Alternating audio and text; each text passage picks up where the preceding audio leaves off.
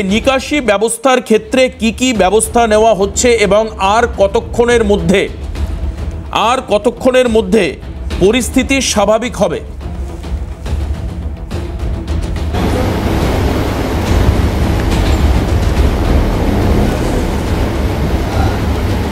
কি হলো কিছু শুনতে পাচ্ছি না।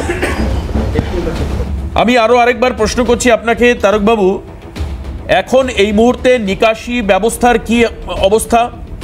নিকাশির ক্ষেত্রে নতুন কি ব্যবস্থা নেওয়া হচ্ছে? গতকালকের ব্যাপক বৃষ্টিতে অর্থাৎ অভাবনীয় বৃষ্টিতে যে জল জমেছে গোটা কলকাতায়, আপনারা কি ব্যবস্থা নিচ্ছেন নিকাশি ডিপার্টমেন্ট থেকে, মানে কলকাতা কর্পোরেশনের? এবং আর কতক্ষণের মধ্যে জল পুরো মুক্ত হতে পারে শহরে? এই যে ওয়াটার লগিং কন্ডিশন, এটা নর্মাল হতে পারে, আর কতক্ষণ সময় লাগবে?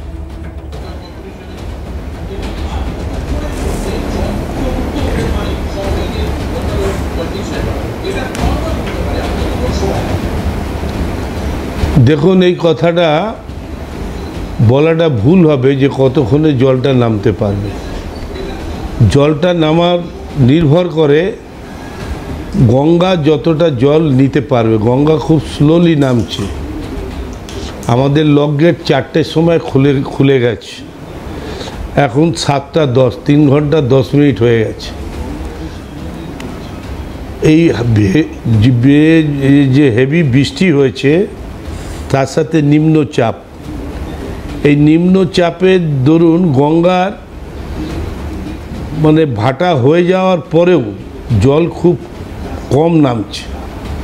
এই কম নামার জন্য আমরা যে জলটা ডিসচার্জ করছি সেটা স্লো বেরোতে পারছে না, নাহলে এতক্ষণ থাকার কোনো কারণ নেই। আপনারা আপনাদের চ্যানেলে দেখাতেন, সব চ্যানেলেই দেখাতো যে কলকাতা শহরে ড্রেনেজ সিস্টেম যেটা, তার ক্যাপাসিটি ঘন্টায় 6 মিলিমিটার, কিন্তু আমি আপনাদের বলছি এখন সেটা ক্যাপাসিটি বেড়ে 20 মিলিমিটার হয়েছে।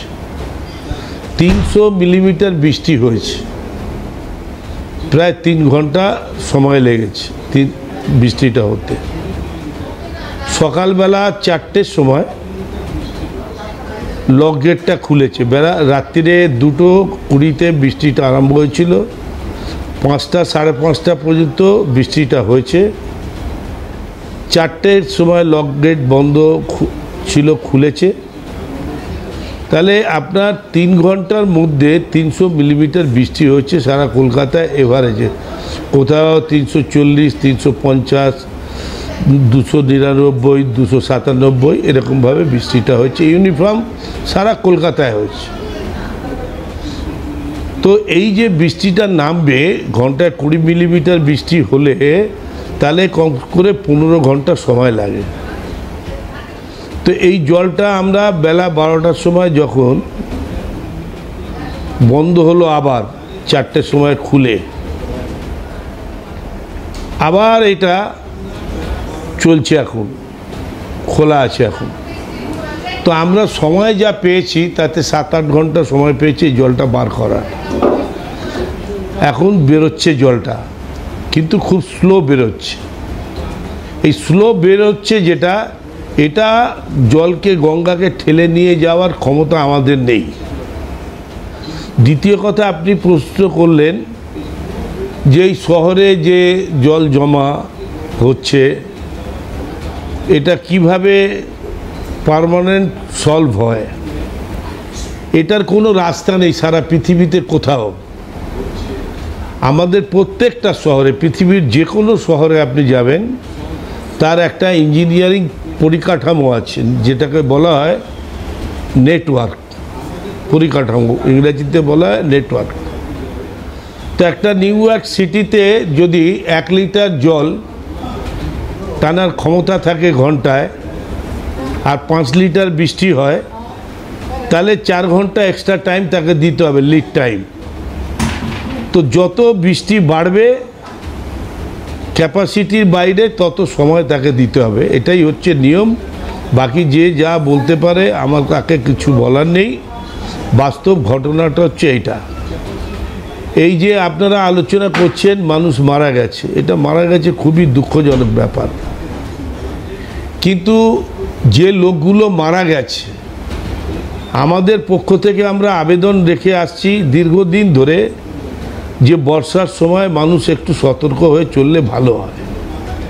এই কলকাতা শহরে সিএসসি নেটওয়ার্ক আছে, সেই নেটওয়ার্ক থেকে আমরা কিছু কানেকশান নিয়েছি কলকাতা পৌরসভার লাইটের জন্য।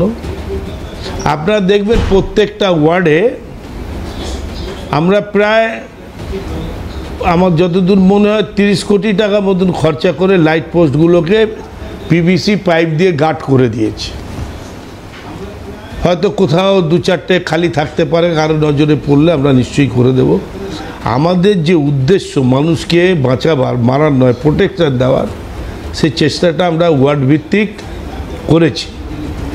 সিএসসির যে নেটওয়ার্ক আছে, আমাদের কাছে কেউ যদি কখনো কমপ্লেন করে আমরা সঙ্গে সঙ্গে সিএসসিকে সেটা পাস অন করে দিই।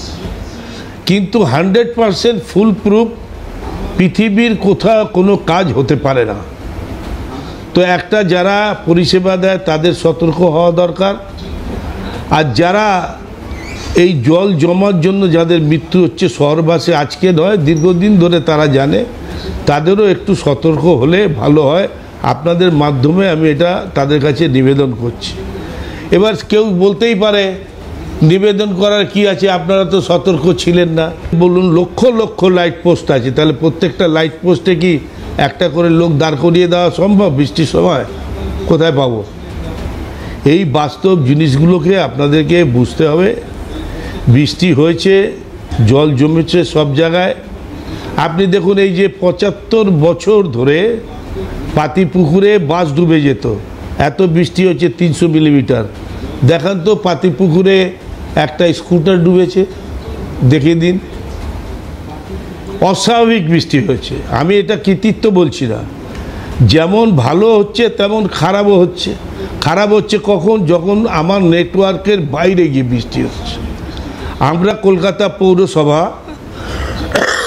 10 বছরে 20 লক্ষ মেট্রিক টন সিল্ট বার করেছি ড্রেনেজের ভেতর থেকে।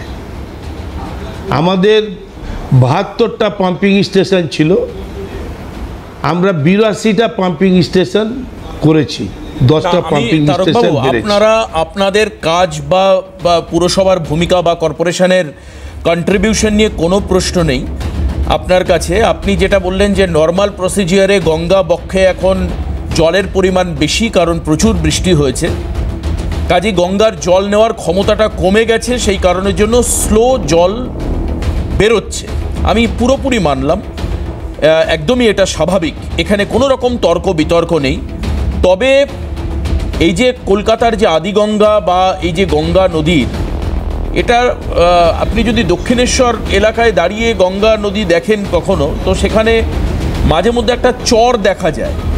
তো এই যে গঙ্গার যে ড্রেজিং করা, সেই ড্রেজিংয়ের কাজটা ঠিকমতো হয় কি না, এক। দ্বিতীয়ত, শহর কলকাতায় আপনাদের কর্পোরেশন অসাধারণ কাজ করে, এই বিষয়ে কোনো সন্দেহ নেই। অনেক ইপস অ্যান্ড বাট আছে, তার মধ্যে আপনাদের চলতে হয়। কিন্তু শহর কলকাতায় প্লাস্টিকজাত পদার্থ রাস্তায় ছুঁড়ে ফেলার ক্ষেত্রে পুরসভা কি ব্যবস্থা এমন নিয়েছে যে যার জন্য ড্রেনেজের মুখগুলো ব্লক হয়ে যাওয়া বা আনএক্সপেক্টেড একটা ব্লকেজ তৈরি হওয়া, সেটাকে আটকানো যেতে পারে?